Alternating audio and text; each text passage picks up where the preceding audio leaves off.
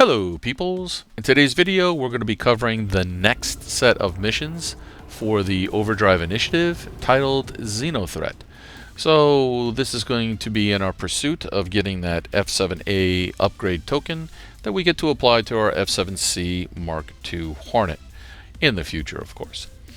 Now there's a total of 5 of these missions, and with the previous Spacebound missions priority target, there were 3. It's going to be basically the same type of setup. You're going to want a single seat fighter to be able to engage the ships in all of these missions, and as you go up in the mission number, 1 through 4 through 5 and all that, they are going to increase in difficulty, but they are not going to increase in the variety of targets. You are going to start off in the very first mission having to fight and take out a hammerhead. That's not that hard when you think about it, because these missions are server-wide. So more about that in a second. In today's video, I'm going to be using primarily the F7C Ghost. It's my preferred fighter for when I'm doing ERTs and VHRT missions, simply because it can get the job done, and it's a fairly inexpensive ship to repair and refuel. These missions are going to bounce you back and forth between Hurston and Crusader and a couple other systems, so you might want to fit your fighter with a decent quantum drive that can get you from one end of the system to the other.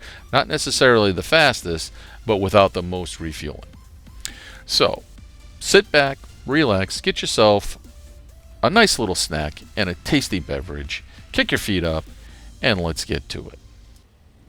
Okay, so as in previous versions of these missions, you're going to find them underneath your priority list, and they are server-wide. So once you pick it up, it's just bound to you. You can't share it out with anyone that you're grouped up with. All right, everybody's going to have to complete these on their own. You're not really on your own, because the entire server is going to respond to this just like a normal Xenothreat Incursion that we've seen in the past.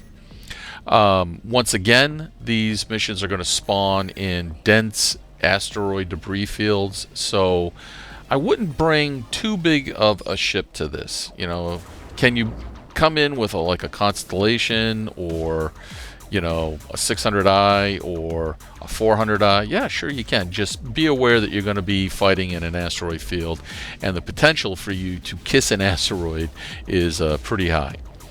The first level missions are basically just a hammerhead with some escorts. I found that the escorts were pretty responsive, at least on the server that I was fighting in, and they do a pretty good job basically staying in formation with the hammerhead and trying to screen other fighters from the hammerhead. So you don't want to ignore them. You actually want to go after them first, and then everybody should concentrate on the hammerhead after the escorts are gone. Now, in the very first mission, you only have one group, basically. You've got a hammerhead with a couple escorts, but as you go up, more and more groups get added. The complement of ships doesn't seem to change, but when you get up to, let's say, the 5th mission, for example, there's going to be like 5 or 6, 7, 8 groups of hammerheads running around, and you'll see that a little bit later on. And they all have their own set of escort ships and NPCs. For the most part, on every mission, they were all fairly responsive. You still have that annoying problem of ships, trying to ram you, the NPC ships trying to ram you, which is still disappointing, but you got to deal with it, unfortunately. Hopefully CIG will get that fixed at some point. The hammerhead will be trying to bang away on you while you're busy with the escorts. But I would say the effective strategy is strip the escorts first and then go after the hammerhead collectively as a group. In order for you to complete this mission, you do have to get to the mission area, and you do have to kill at least one ship. Otherwise, you will not complete the mission. So be aware of that. Once you've taken out all of the escorts, basically the hammerhead's going to become pretty easy to take out using a combined effort from the group. Another annoying factor that you're going to run into is, at least for me, 3 out of the... Was it 3? Oh no, it was 4. 4 out of the 5 missions, the spawn was in an asteroid field that was on the dark side of the planet. So not only are you fighting in a rather dense asteroid field, but it's in the dark as well.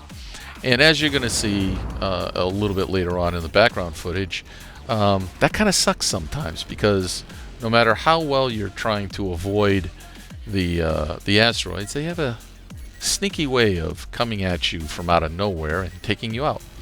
Out of all 5 missions, the greatest threat, to me anyways, was those sneaky little asteroids running into me. How rude of them. You can generally disengage when you need to, particularly if you're in a Hornet class fighter. Its ability, with the amount of G's that it can pull in a straight line now, it can pretty much dictate that if your shields go down, you just pop your afterburners and you get out of dodge until your shields recharge. So you can pretty much dictate the whole engagement if you want. So you will find a different group of escorts, anywhere from vanguards to Cuddy Blacks to arrows. Here we're just going to finish up on the Cuddy Black. You still do have to be careful of the NPCs trying to ram you in any ship during these missions. But as long as you're doing some type of evasive, vectored thrust when you're close by them, you should be able to avoid them for the most part. The other thing that you have to be on the watch out for is, just like with other Xenothreat missions, there's a lot of rounds flying and there's a lot of people trying to lock missiles, and it's entirely possible that some of those red targets out there are players that just inadvertently locked onto the wrong person. Now, remember that asteroid coming out of nowhere and taking you out when you least expect it? Yeah, that's coming up, so keep your eyes peeled here. We're going to take out this Gladius, and once we take out this Gladius, we're going to have a little unfortunate encounter with an asteroid that came out of nowhere, and right here, nope, right here, boom, yeah, that's definitely going to happen, and it sucks.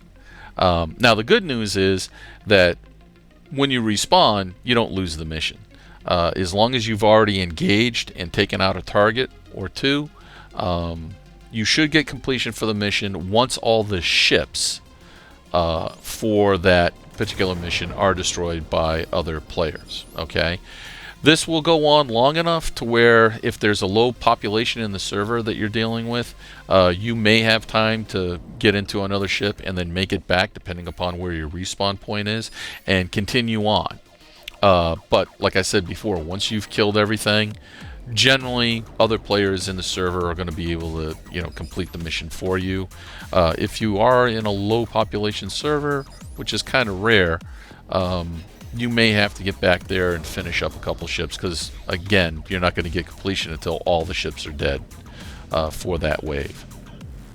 As you can see here, not a boring, dumbass set of NPCs here. The NPCs were pretty engaging. They were trying to avoid, they were trying to attack the player ships with, some decent tactics. That, like I said, they were staying in groups. Was kind of nice to see that. Usually, sometimes in these missions, there's a ton of lag, and the NPCs just kind of sit there and act really dumb and stupid and let you shoot them until they die and all that kind of stuff. And I did not run into any of the 5 missions where that was the case. The servers were fairly responsive. There was very little lag in the servers that I was on, so that's a good thing, right? We want to see that improvement, and hopefully CIG can continue that improvement, so that we get rid of that annoying lag crap that can hamper us when we're doing these missions. Now, my ship of choice for completing all these missions was both the Hornet Ghost and the Mark II. In this particular background video, I'm in a Mark II, and I found both more than capable of taking out all the ships, to include the Hammerhead, to give me the win for all the missions 1 through 5. So If you want to test out the Hornet Ghost, or if you want to test out the Mark II Hornet, they're more than capable of doing these missions, and they were pretty fun. I'm really liking that Mark II. I'm hoping that CIG will give us the Ghost version of the F7A eventually, as maybe an upgrade or something like that. That'd be really sweet, I think, because I do like the Ghost a lot. Like the whole concept of it. So there you go. That's pretty much what I got here. Again, you'll be able to complete these, I think, without much difficulty in sequence if you want, all in consecutive order. It won't be hard to do. If you have any tips or tricks, go ahead and leave them in the comments below, anything that I missed. Hope you enjoyed the video. If you did, hit that like, subscribe, and notification button. And until next time, take care.